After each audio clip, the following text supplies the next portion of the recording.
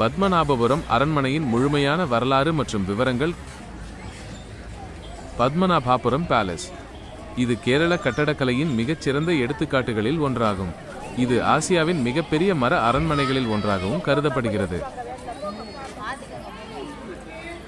பத்மநாபபுரம் அரண்மனை தமிழ்நாட்டில் உள்ள கன்னியாகுமரி மாவட்டத்தின் தக்கலைக்கு அருகில் உள்ள பத்மநாபபுரம் என்ற சிறிய கிராமத்தில் அமைந்துள்ளது. இது மேற்கு தொடர்ச்சி மலையின் அடிவாரத்தில் அமைந்துள்ளது. இந்த அரண்மனை திருவிதாங்கூர் சமஸ்தானத்தை முற்கால வேணாடு ராஜ்யம் ஆண்ட இரவிவர்மா குலசேகர பெருமாள் என்ற மன்னரால் கிபி 1601 கட்டப்பட்டது. அரண்மனையின் மையப்பகுதியான தாய் கொட்டாரம் பகுதி மட்டுமே அவரால் கட்டப்பட்டதாக கூறப்படுகிறது. இது 1550களில் இருந்ததாக தெரிகிறது. தலைநகரம் கிபி 1795 வரை பத்மநாபபுரம் திருவிதாங்கூர் சமஸ்தானத்தின் தலைநகராக விளங்கியது. மறுசீரமைப்பு விரிவாக்கம். நவீன திருவிதாங்கூரை வடிவமைத்த மன்னர் அனிழம் திருநாள் மார்த்தாண்டவர்மா கிபி 1729 முதல் 1758 வரை ஆட்சி காலத்தில் அரண்மனை வளாகம் விரிவுபடுத்தப்பட்டு பல புதிய கட்டடங்கள் கட்டப்பட்டன, புதுப்பிக்கப்பட்டன. மரத்தாலான நவராத்திரி மண்டபத்தை கற்களால் மாற்றி அமைத்தார். 1744 இல் 4 அடுக்கு மாளிகையான உப்பரிகை மாளிகையை புதுப்பித்து வடிவமைத்தார். பெயர் மாற்றம். மன்னர் மார்த்தாண்டவர்மா ராஜ்யத்தை தனது குலதெய்வமான ஸ்ரீ பத்மநாப சுவாமிக்கு அர்ப்பணித்து தன்னை பத்மநாபதாசன் என்று பிரகடனம் செய்தார். இதன் காரணமாக இந்த இடத்திற்கு பத்மநாபபுரம் விஷ்ணுவின் நகரம் என்று பெயர் வந்தது. தலைநகர் மாற்றம். கிபி 1795 ஆண்டில் திருவிதாங்கூரின் தலைநகரம் பத்மநாபபுரத்திலிருந்து திருவனந்தபுரத்திற்கு மாற்றப்பட்டது. இதனால் அரண்மனை தனது முந்தைய பெருமையை இழந்தது. அருங்காட்சியகமாக மாற்றம். திருவிதாங்கூர் அரசின் கடைசி மகாராஜாவான ஸ்ரீ சித்திர திருநாள் பாலராமவர்மா அவர்களின் ஆதரவுடன் 1935 ஆண்டு இந்த அரண்மனை வளாகம் அருங்காட்சியகமாக மாற்றப்பட்டு பழங்கால பொருட்கள் காட்சிக்கு வைக்கப்பட்டன.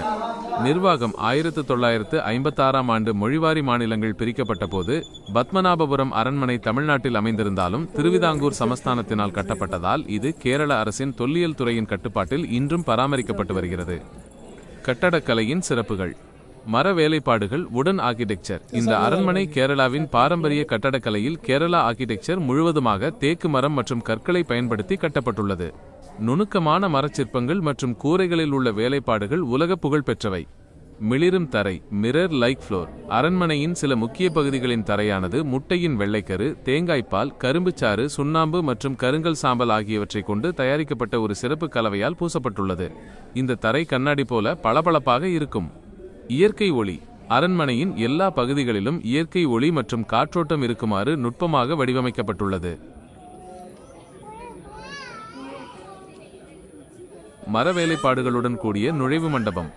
இங்கிருந்துதான் அரண்மனையின் உள்பகுதி தொடங்குகிறது. 2 மந்திரசாலை மந்த்ராஷாலா. அரசரின் ஆலோசனை கூடம் அல்லது அவை மண்டபம். இங்குதான் மன்னர் அமைச்சர்கள் மற்றும் முக்கிய பிரஜைகளுடன் கலந்தாலோசனை செய்வார். 3 மணிமேடை. மணிமேடை அரண்மனையின் நுழைவாயிலில் அமைந்துள்ள மணிக்கூண்டு. இதில் உள்ள கடிகாரம் 300 ஆண்டுகள் பழமையானது. 4 தாய் கொட்டாரம். அரண்மனை வளாகத்தின் மையப்பகுதி மிகவும் பழமையான கட்டடம் தாய் வீடு.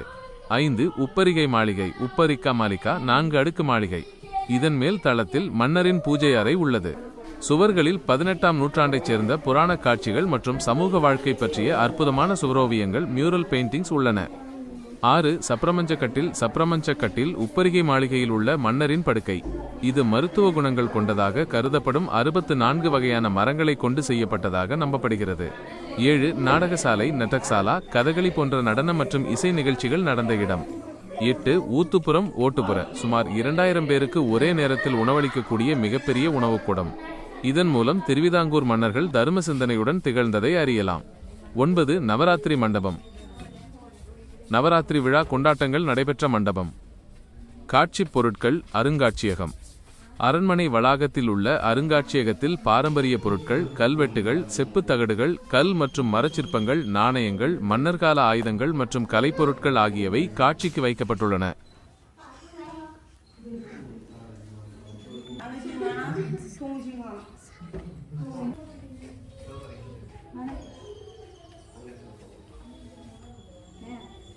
உங்க கூட வாங்க, அவங்க வராங்க பாருங்க. ராஜாவோட பெட்ரூம்.